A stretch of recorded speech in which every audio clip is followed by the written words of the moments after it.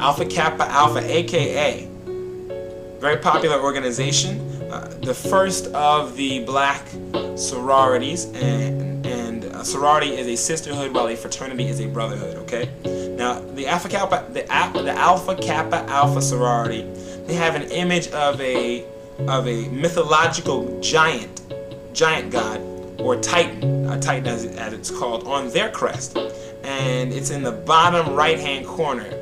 And that Titan's name is Atlas, and Atlas was supposed to have been cursed to uphold the world. So his responsibility is uphold the world. Now we know that the earth is the Lord's and the fullness thereof, and we also know that the Bible says that God hung the earth on nothing. So Atlas is a representation of a false ideal and a lie, and it comes from the mythological lies that the Greeks believed because they didn't know the real God, the God of the Bible that we know. Kappa Alpha Psi. Ka Psi candidates which kneel at the sacred Delphic shrine. They give honor to the Greek god Apollos. So we see that when candidates join these organizations and kneel at the different shrines, they're giving their honor and their worship to a false god. Now let me read a little portion of what they do. The altar of Kappa Alpha Psi, which is the sacred Delphic shrine, shall be placed in the center of the room and covered with a crimson and cream coverlet. This is on page 14 of the ritual book. Candidates for acceptance into this fellowship are required to kneel at the sacred altar of Kappa Alpha Psi and repeat the oath. And that was found in Can You Be Christian in Greek? And that was an in-depth analysis of black Greek-lettered organizations. But the actual thing that I just read is in their ritual book, in Kappa Alpha Psi's ritual book. It talks about how they should set their meetings up. There should be an altar. It should be covered with a red and cream coverlet, and the person should bow to it. It's called a sacred Delphic shrine. A shrine is a place of worship or an altar. Alpha Phi Alpha, which is supposedly one of the first male fraternities, came out in 1906.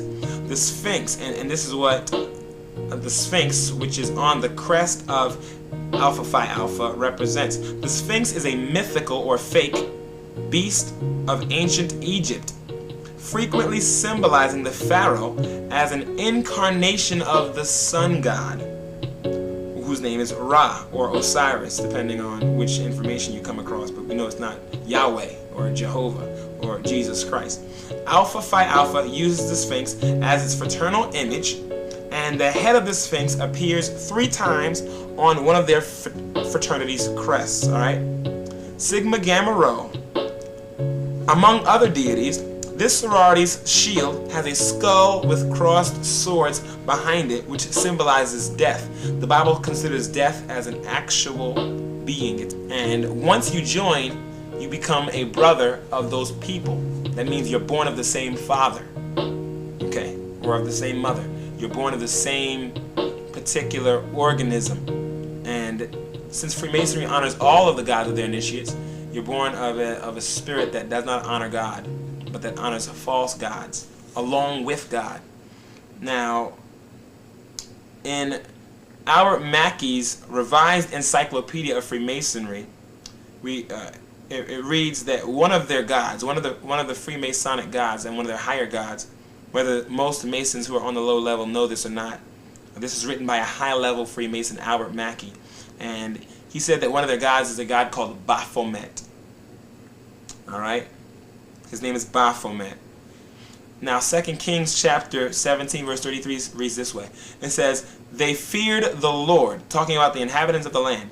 "They feared the Lord and served their own gods, after the manner of the nations whom they carried away from there." So it's talking about a people who obeyed God in one regard, but in another regard also worshiped their false gods. Because sororities and fraternities consider themselves as supreme in service, and they consider themselves higher than just a mere social order, when a person buys candles that are from the sorority or from the fraternity and place them on a shelf or in a particular area of the home, and that's where you'll find most of the sorority and fraternity regalia, that place has been dedicated to that sorority, which is a spiritual / social organization.